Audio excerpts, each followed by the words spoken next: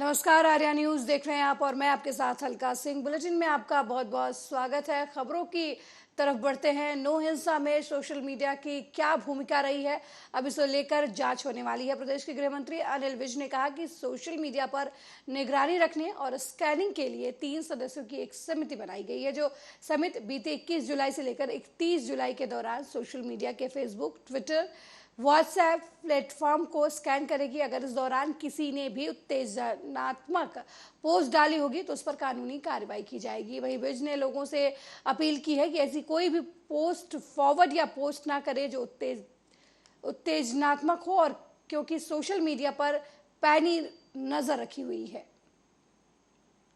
लेकिन अभी नहीं है, अभी तो शांति बहाल करनी है। आप लोग भी अपने तरीकों से, आप अपने कार्यकर्ताओं के माध्यम से, अपने नेताओं के माध्यम से शांति बहाल करने में योगदान दें, ये मैं आपको कहना चाहता हूँ। राजनीति करने का जब समय आएगा तो हम और आप करेंगे ना, राजनीति करेंगे। और सोशल मीडिया ने क्योंकि इस नू वाले हादसे में बहुत बड़ी भूमिका अदा की है, तो उसके लिए भी मैंने एक 3 सदस्यीय समिति बना दी जो 21 जुलाई से लेके 31 जुलाई तक और उसके आगे तक हर सोशल मीडिया को स्कैन करेगी। हर फेसबुक को, ट्विटर को और व्हाट्सएप को स्कैन करेगी। अगर कहीं पर भी किसी ने कोई उत्तेजनात्मक पोस्ट डाली होगी तो कानून के तहत उसके खिलाफ कार्रवाई की जाएगी। और इसके साथ ही मैं हरियाणा के लोगों से भी प्रार्थना करना चाहता हूं कि कोई पोस्ट मत डालिए, किसी को अंधाधुंध फॉरवर्ड मत करिए। आप ये जानिए कि हम उस पर निगाह रखे हुए हैं। हमने पहले शांति बहाल करनी है, अपने प्रदेश में शांति स्थापित करनी है। ये हमारा फर्स्ट एंड फॉरमोस्ट कार्य बनता है। वहीं पश्चिम बंगाल की मुख्यमंत्री ममता बनर्जी ने राज्य में कई जगहों पर हुई हिंसा को लेकर एक बार फिर बीजेपी पर हमला बोला है। उन्होंने मंगलवार को कहा कि बीजेपी वाले कहीं भी कभी भी दंगा करा सकते हैं, इसलिए मुझे हर समय अलर्ट रहना पड़ता है। हम हिंसा नहीं करते, बंगाल के लोग हिंसा पसंद नहीं करते और ये आपराधिक हिंसा है। हिंसा के लिए बीजेपी जिम्मेदार है। वो गुंडों को बाहर से बंगाल में लाए थे। ममता बनर्जी ने आरोप लगाया कि वो जुलूस में हथियार और कारतूस लाए। क्या भगवान राम ने हथियार लाने को कहा था? ये लोग समझते नहीं हैं। बंगाल के लोग दंगा पसंद नहीं करते। दंगा करना बंगाल की संस्कृति नहीं है। आम लोग दंगा नहीं करते। बीजेपी से नहीं हो पाता तो वो दंगा भड़काने के लिए किराए पर लोगों को लाते हैं। दंगाइयों का कोई धर्म नहीं होता, वे सिर्फ राजनीतिक गुंडे हैं। That's why I'm telling you, if something happened so many states, then you don't raise the issue. And Bengal, if a small matter exists, and it is also because of BJP provocation and atrocities, they hired the goons from the outside, and the planfully they prepared the game plan. Then you central 160 to 200 central team for Bengal to defame Bengal. Bengal को असम्मान करने के लिए झूठा बोलते हैं। Double engine सरकार डबली झूठा बोलता है। झूठा गिरी को सौदागरी करते हैं। झूठा फेक वीडियो बनाते हैं। झूठा बात लोगों को बोलते हैं। लेकिन और उनका स्टेट में जब होता है तब पूरा माफी कर दिया जाता है।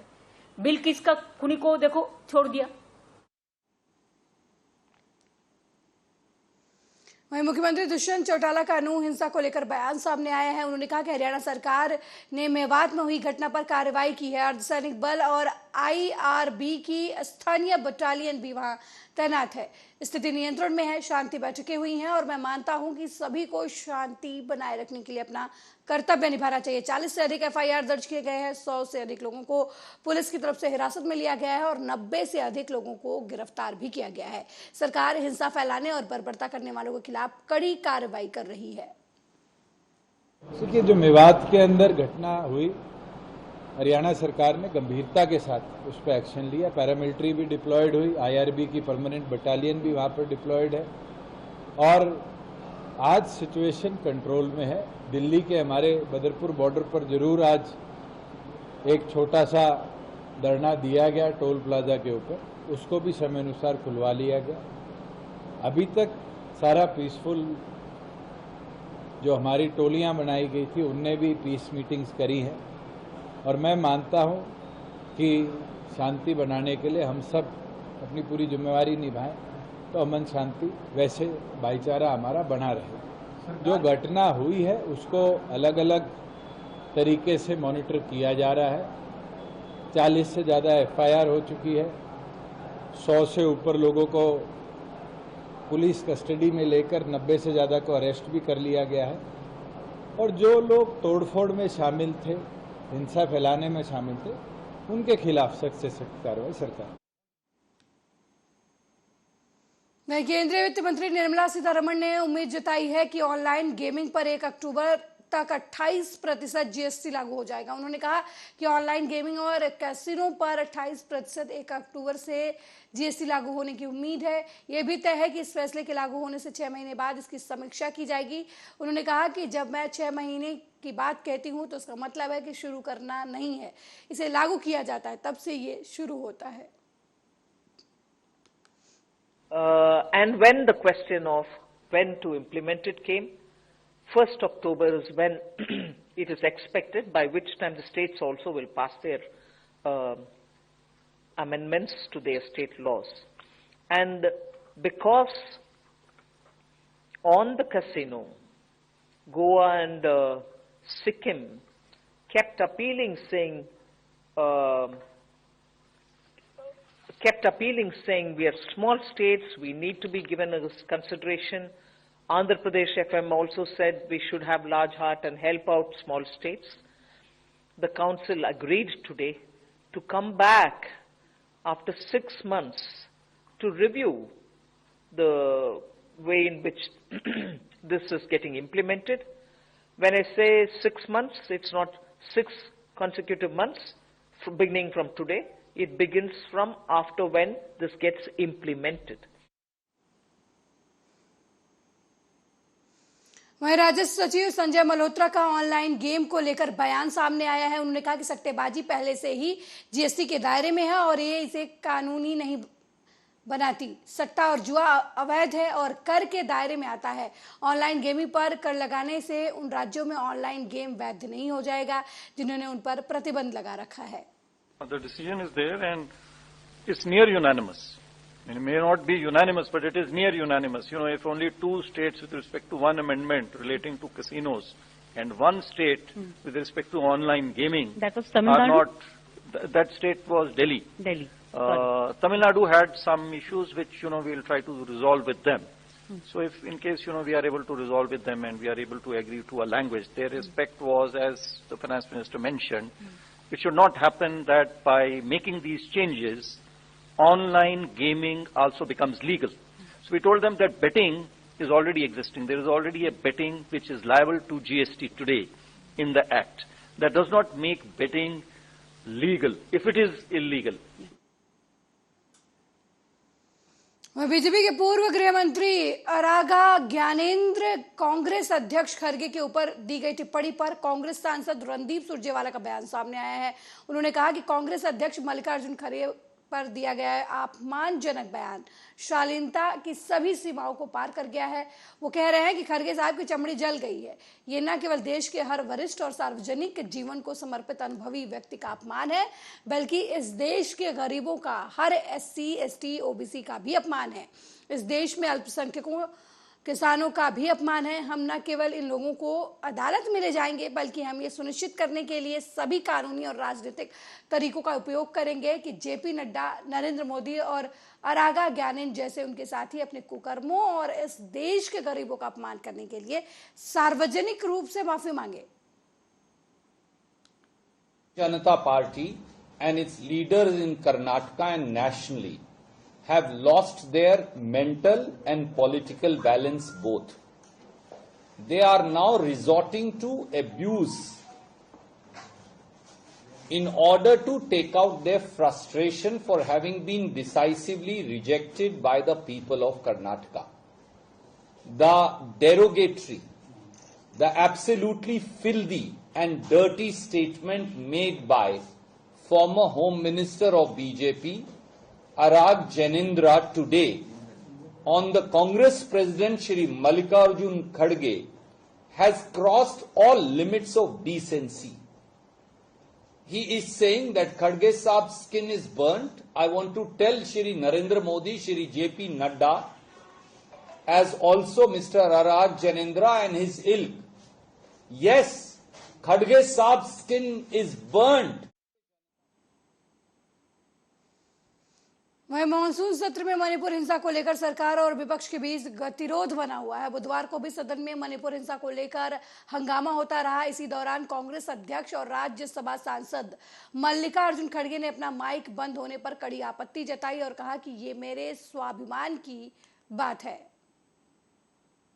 चीजों को डिस्कस करने नहीं देना, समय नहीं देना, ये एक मकसद सरकार का है और आखिरी में वो रिप्लाई देकर चले जाएंगे।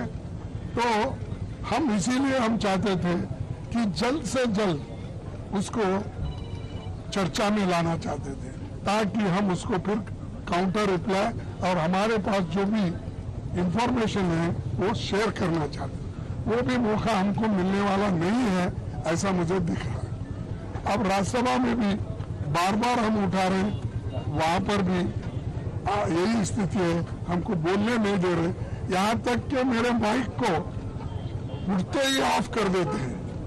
अपोजिशन पार्टी के लीडर को जितना रूलिंग पार्टी के लीडर को महत्व देते हैं, हाउस ऑफ द लीडर को, उतना ही हमको महत्व देते हैं।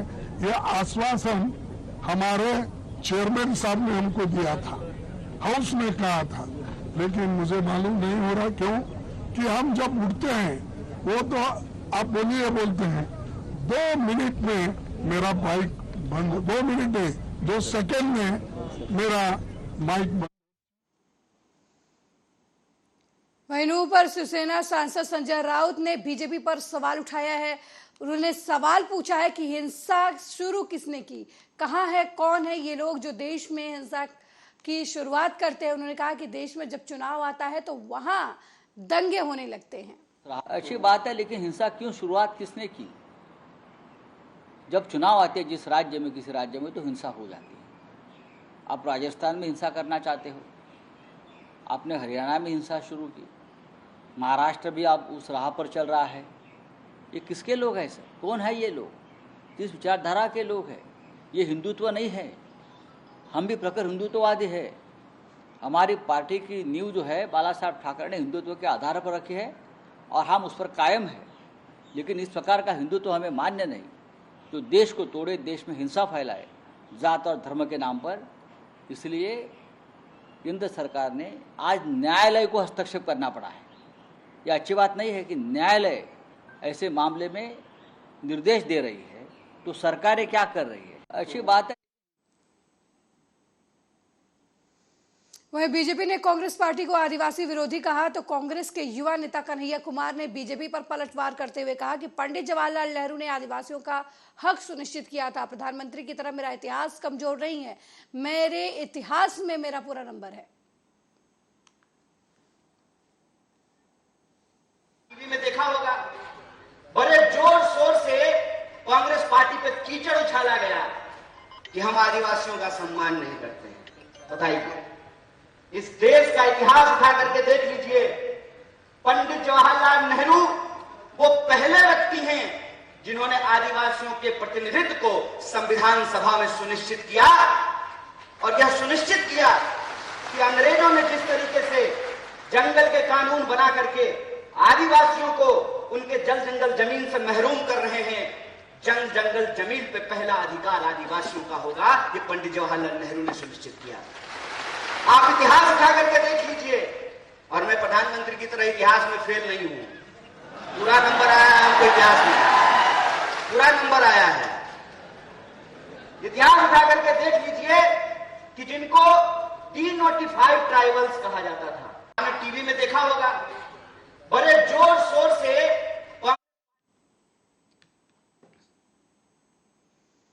वहीं शहजाद पूनेवाला ने विपक्ष की एकता पर हमला किया है। उन्होंने कहा कि विपक्ष की एकता अपने आप में लाभ के लिए बनाया गया है। अपने करप्शन, अपने पारिवारिक राजनीति को साधने के लिए नेता एक साथ आए हैं।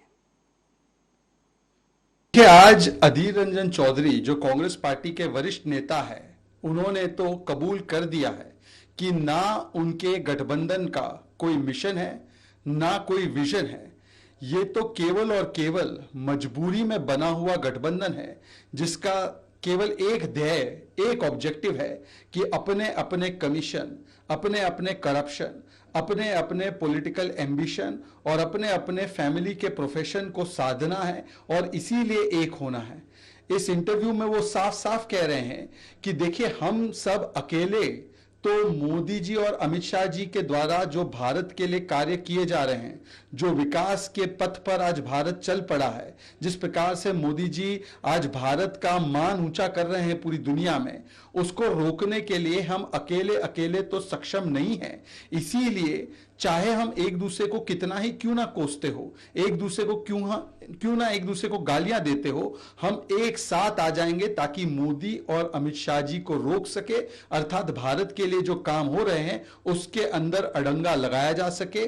और आज इसी की वजह से दिखाई भी देता है कि जब कोई मिशन और विजन नहीं होता तो ये तथाकथित विपक्षी एकता का सेतु बनने से पहले ही कैसे जल समाधि लेता है। आज आप देख सकते हैं कि आम आदमी पार्टी के खिलाफ कांग्रेस पार्टी के नेता बाजवा बोल जाते हैं। आज यही अधीर रंजन चौधरी जी तृणमूल कांग्रेस को डिक्टेटोरियल कहते हैं। वहीं पर सीताराम येचुरी जी और वृंदा करात भी तृणमूल कांग्रेस के खिलाफ बोलते हैं और बोलते हैं इनके साथ गठबंधन नहीं होगा।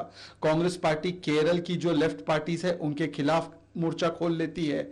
इस प्रकार से ये कोई भी एक साथ एक पटल पर किसी मिशन और विजन के लिए नहीं, केवल मजबूरी में साथ आए हैं। और अगर इस मजबूरी के नाम पर ये लोग एक होते हैं तो इनका एजेंडा क्या होगा, इनकी नीति क्या होगी और ये किस प्रकार से नेतृत्व दे पाएंगे, ये देश की जनता जानती है। देश की जनता किसी मजबूरी वाले गठबंधन को नहीं, मजबूती वाले नेता को चाहती है। और इसीलिए 2024 में भी लोग इस मजबूरी वाले नहीं, मजबूती वालों के साथ ही खड़े रहेंगे।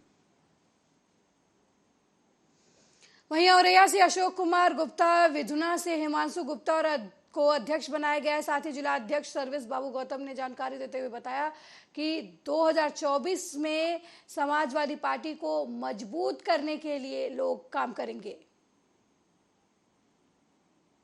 समाजवादी पार्टी की राष्ट्रीय अध्यक्ष माननीय श्री अखिलेश यादव जी एवं प्रदेश अध्यक्ष जी माननीय उत्तम पटेल जी के अनुमोदन के पश्चात हमने मेन बॉडी की संगठन की घोषणा की। इसके बाद विधानसभा अध्यक्ष और ब्लॉक अध्यक्षों की घोषणा की और इसके बाद आज जो है नगर अध्यक्षों की घोषणा की है, जिसमें विधुना से श्री हिमांशु गुप्ता जी को नगर अध्यक्ष बनाया गया है, अरसू से श्री शिवम कुशवाहा जी को, औरैया से श्री शिशिर कुमार उर्फ अशोक गुप्ता जी को नगर अध्यक्ष बनाया, अजीतमल से श्री राहुल तिवारी, दिव्यापुर से श्री रविंद्र पोरवाल जी को, फपून से श्री सहजुद्दीन उर्फ मुन्ना जी को, अछल्ला से श्री नवीन कुमार गुप्ता जी को, उमरैन से मोहम्मद जुबैर मंसूरी जी को नगर अध्यक्ष बनाया गया है। और सभी लोगों से यही आशा और उम्मीद है कि संगठन के सभी लोग 2024 के लिए मजबूती के साथ काम करें, जिससे पार्टी को हम सत्ता में ला सकें। वहीं बिजनौर में गुलदार की तेरी मौत से दहशत का मामला सामने आया है। गांव में गुलदार के खौफ की वजह से ग्रामीण जो हैं वो घरों में कैद हैं। बुजुर्ग किसान की खेत पर आपको बता दें कि गुलदार ने हमला करके जान ले ली थी। वहीं वन विभाग की टीम की तरफ से लगातार जो है वो दौरे किए जा रहे हैं। आपको बता दें कि गुलदार के हमले से जो गुस्साए ग्रामीण हैं उन्होंने हाईवे को जाम कर दिया है। वहीं घटना की जानकारी पाकर मौके पर पहुंची पुलिस ने शव को कब्जे में लेकर पोस्टमार्टम के लिए भेज दिया। आपको बता दें ये पूरा मामला देहात सिकंदरापुर इलाके का बताया जा रहा है, जहां पर गुलदार के हमले से ग्रामीणों में दहशत का माहौल है। गुलदार ने एक व्यक्ति पर हमला कर उसे हमला कर दिया, जिसकी वजह से किसान की मौत हो गई। हालांकि इस घटना के बाद से स्थानीय लोगों में आक्रोश है, उन्होंने हाईवे पर सौ रखकर हंगामा किया है।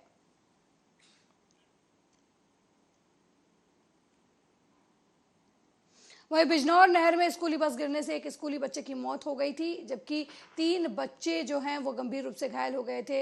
इस दुर्घटना के बाद गुस्साए परिजनों ने थाने पहुंचकर जमकर हंगामा किया। वहीं मौके पर आला अधिकारी भी पहुंचे और परिजनों को समझा बुझाकर किसी तरीके से मामला शांत कराया। ये पूरा मामला सोहारा थाना क्षेत्र का है, जहां नहर में स्कूली बस गिरने से एक बच्चे की मौत हो गई थी, जबकि 3 की हालत गंभीर बताई जा रही है, जिन्हें इलाज के लिए अस्पताल में भर्ती कराया गया है।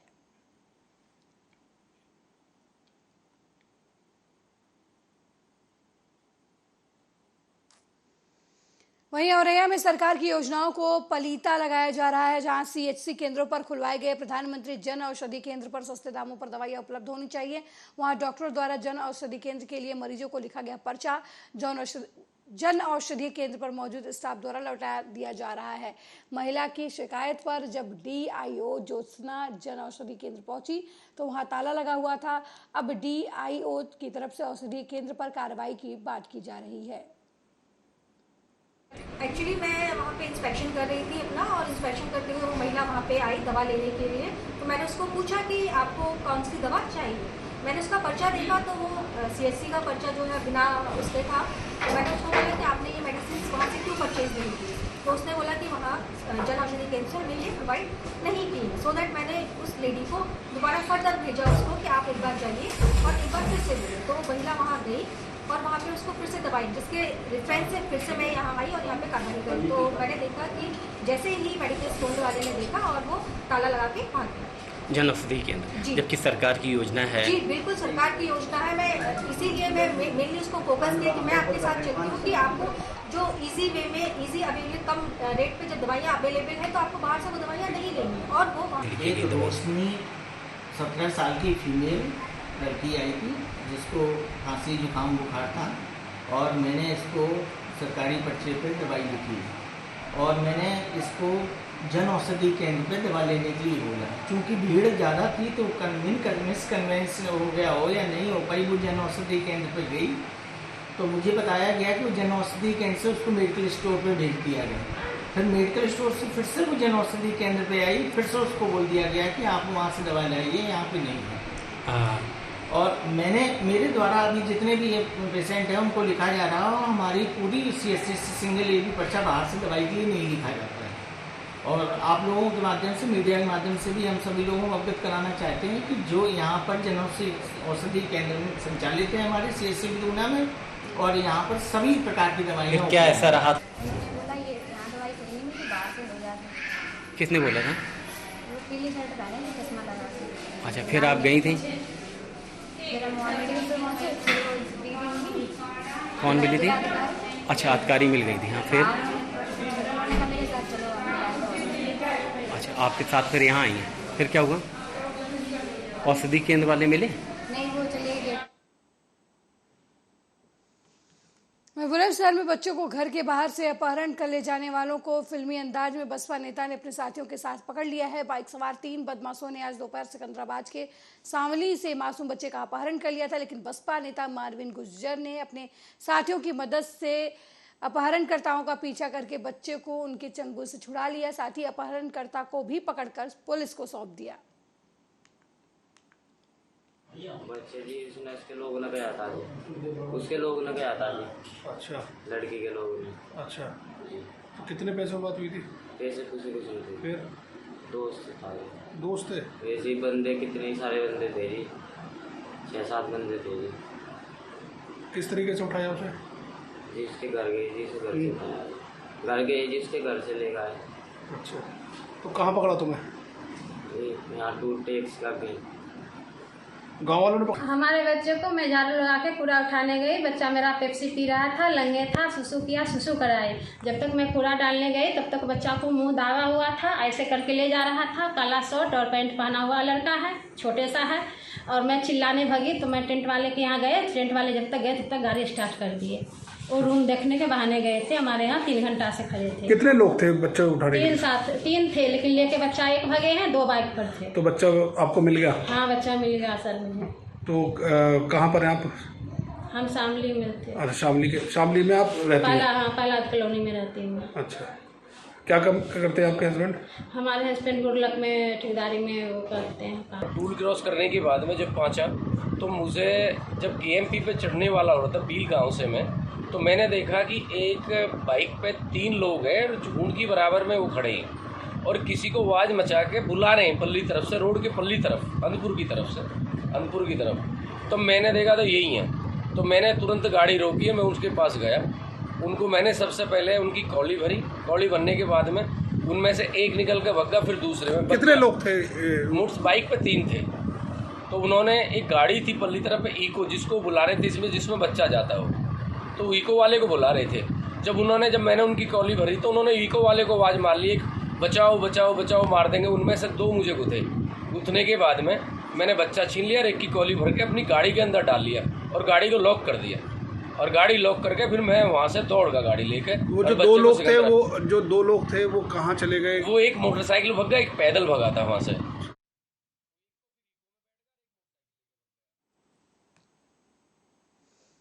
मेरे साथ इस बुलेटिन में फिलहाल इतना ही। देश दुनिया की तमाम खबरों को देखने के लिए देखते रहिए आर्या न्यूज़। नमस्कार।